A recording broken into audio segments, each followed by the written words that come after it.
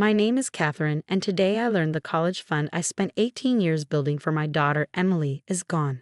Every penny, drained by my sister-in-law Linda, who funneled the money into her own children's accounts.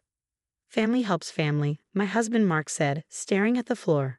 Emily can take out loans if she needs to. The betrayal still burns in my chest as I sit in my car outside Emily's high school. She's about to hop in, glowing from her final college tour at Stanford, her dream school since she was 12. She doesn't know yet. She doesn't know that the future I promised her has been stolen by the people who should have protected it. I remember the day I opened that college fund. Emily had just been born, and while other mothers rested in hospital beds, I filled out paperwork.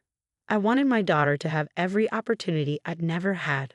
My parents worked themselves to the bone in restaurants to put me through community college. I vowed Emily would have more. For 18 years, I sacrificed. Bonuses, tax refunds, overtime, every dollar went into that account. While Mark climbed the corporate ladder at his family's import business, I took on extra accounting clients, building the nest egg brick by brick. Linda came into the picture 10 years ago, marrying Mark's brother Tom. From the start, she treated life like a stage. Designer clothes, exotic vacations, luxury cars, on a salary that barely covered their mortgage. I should have seen the signs. "Catherine, you're so frugal," Linda would say, watching me clip coupons at family dinners. "Don't you want to live a little?" What she never understood was that I was living for my daughter's future. Last week, that future unraveled. Emily and I went to the bank to convert her college fund into tuition payments. The account was empty. "There must be a mistake," I stammered to the banker, but there wasn't. Every dollar, $286,000, had been transferred 3 days earlier to 2 separate accounts. I called Mark, panicked. Someone's stolen Emily's college fund. His response chilled me. "Kat, we need to talk about that." "What do you mean, talk about that?" My voice shook. "Linda needed help with the twins' private school tuition," he said slowly. "It's just temporary." Temporary? I could barely breathe. "Mark, that was Emily's entire future." "Lower your voice," he snapped. "You're overreacting. Linda promised to pay it back. The twins start at Wellington Academy next month, and you know how expensive private school is." "Pay it back? Emily starts college in 4 months. She's smart," he said, dismissive. "She'll get scholarships, or take out loans." At the next family dinner, I confronted Linda. She looked up from her wine glass, utterly unbothered. "Catherine," she said, voice syrupy, "you have to understand. The twins are at such a crucial age for development. Emily's already so bright, she'll thrive no matter where she goes." Mark's parents said nothing. Tom stared at his plate. And Mark, my husband, stood beside Linda, his arm around her, and said the words I'll never forget. "Family helps family, Kat. We need to support each other." Support each other, as if Emily and I didn't count. Now Emily bounces out of school, her Stanford sweatshirt proudly on display, her acceptance letter likely tucked in her backpack. She slides into the car, bubbling over with excitement about the campus and her plans for the fall. I nod and smile, my heart breaking. She doesn't know yet. But I make a silent vow as she chatters away. This isn't over. Linda and Mark may think they've won, but they've underestimated me. They've underestimated how far a mother will go to protect her child's future. I may have lost this battle, but the war has just begun. That night, after Emily went to bed, I sat alone at the kitchen table, surrounded by bank statements and legal documents. My hands trembled as I pieced together the full extent of Linda's deception. This wasn't just a single transfer. She had systematically drained the account over months. Small withdrawals at first, growing bolder with time. Each transfer required Mark's signature. He hadn't just allowed this, he had helped her steal from his own daughter. Still obsessing over this, Mark's voice startled me. He stood in the doorway, loosening his tie. "Another late night at the family business. Linda says you're making her kids uncomfortable," he added, his tone accusing. "You barely spoke at dinner last week." I stared at him, this man I had trusted for 20 years, now unrecognizable. "Her kids? What about your child, Mark? What about Emily?" He sighed, that patronizing sound I'd grown to hate. "Emily's fine. She's always been fine. But the twins need private schools, private tutors, and a mother who spends $12,000 at Gucci. the day after stealing $50,000 from Emily's fund. I snapped, thrusting a bank statement toward him. Explain how that fits into their development. His face darkened. You've been digging into Linda's finances. This is why we couldn't tell you beforehand. You're too emotional about money. Emotional? I shot to my feet, the chair scraping loudly against the floor. This isn't about money, Mark. This is about trust, about our daughter's future, our family's future. Keep your voice down, he hissed. Emily will hear you. Maybe she should. My voice broke with rage. Maybe she should know how her father and aunt destroyed her dreams. Mark crossed the room in 2 strides, grabbing my arm. His grip was painfully tight. You will not tell Emily anything. This is a family matter, and we'll handle it as a family. I wrenched my arm free, my voice deadly calm. You're right. I will handle it as a family, as Emily's family, because right now, you're acting like Linda's family, not ours. The next morning, I called in sick and made 2 appointments, one with a lawyer, the other with a forensic accountant. If Linda and Mark thought I'd roll over, they were about to learn what kind of fight they'd started. Sarah Chen, my lawyer, listened intently as I explained the situation, her face growing more serious with each detail. The good news, she said, is there's a clear paper trail. The bad news is your husband's access to the account makes this legally complicated. It's going to get messy. I don't care, I said firmly. Document everything, every transaction, every signature, every conversation. I want the whole truth. The forensic accountant's findings were even worse. Linda hadn't just stolen from Emily's college fund. She'd been siphoning money from the family business, using her position as head of accounts to cover her tracks. And the twins' private school story? A lie. They weren't even enrolled at Wellington Academy. Mom? Emily's voice jolted me from my thoughts. She stood in the doorway, her brow furrowed. Why are there so many calls from Stanford's financial aid office?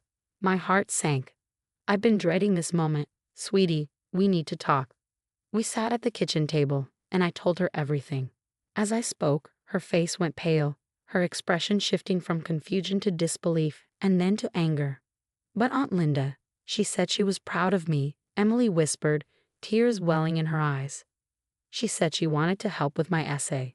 I'm so sorry, baby, I said, reaching for her hand. She pulled away. Does Dad know? She asked, her voice trembling. Did he let this happen? I nodded, guilt choking me. Yes, he knew. But Emily, listen to me, this isn't over. I'm fighting this. I won't let them take your future away.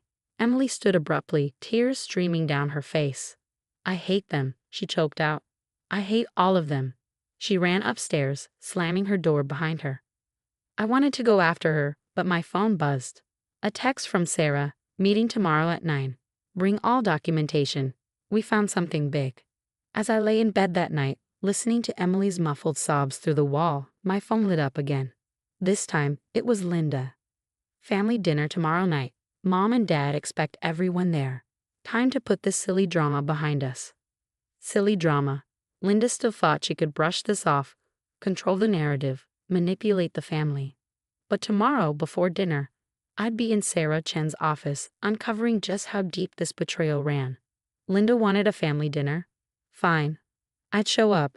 But it wouldn't go the way she expected. Because as Linda loved to remind me, family helps family, and I was about to help her understand exactly what happens when you cross a mother protecting her child. Sarah Chen's office was deathly quiet as she spread the documents across her desk. My heart pounded as I scanned the forensic accountant's final report. It's worse than we thought, Sarah said, her voice low. Linda hasn't just been stealing from your daughter's college fund. She's been embezzling from the family business for years. The designer clothes, the luxury car, the exotic vacations, all of it paid for with company money. She's been falsifying records to cover her tracks. My stomach turned. Does Tom know? My father-in-law? Sarah shook her head. According to these records, only Linda and Mark were aware. Your husband's been helping her, likely in exchange for her helping him skim funds from the company too. The pieces snapped into place. Mark's late nights, his defensiveness, his insistence on controlling our finances. How much are we talking about? I whispered. Nearly $2 million over 5 years, she said grimly. I left Sarah's office with a file full of evidence in a single focus. The family dinner wasn't just about Emily's college fund anymore. It was about exposing years of betrayal. At home, I found Emily packing boxes in her room. "Honey, what's going on?" "I applied for student loans," she said without looking at me. "I'm deferring Stanford for a year. I'll work full-time and maybe take a few community college classes." Her voice cracked. "I can't stay here, Mom. I can't look at Dad or Aunt Linda anymore." I sat on the bed beside her. "Emily, before you make any decisions, I need you to come to dinner tonight." She shook her head, her expression wary. "I can't."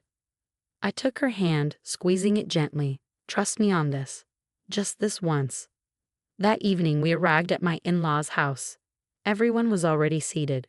Linda, dressed in what I now knew was a designer dress bought with stolen money, was laughing loudly at the center of attention. Mark sat beside her, a faint smirk on his face. "Catherine." "Emily," my mother-in-law exclaimed. "We were just discussing the twins' exciting news. They've been accepted into Wellington Academy's gifted program."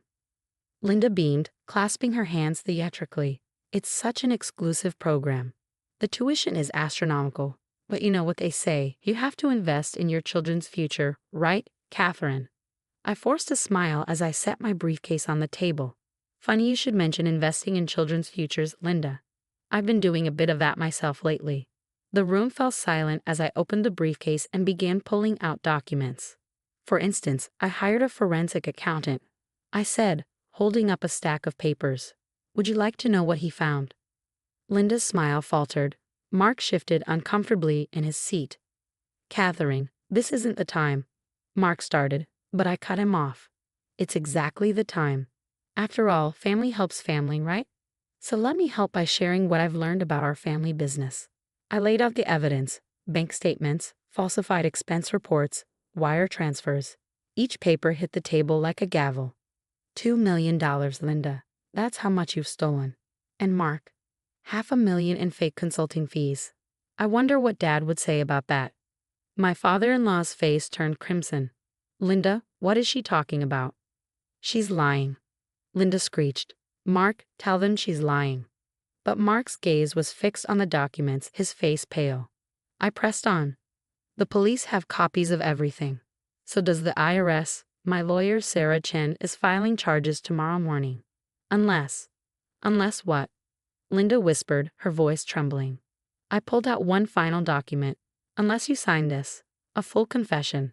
Full restitution, including Emily's college fund, with interest.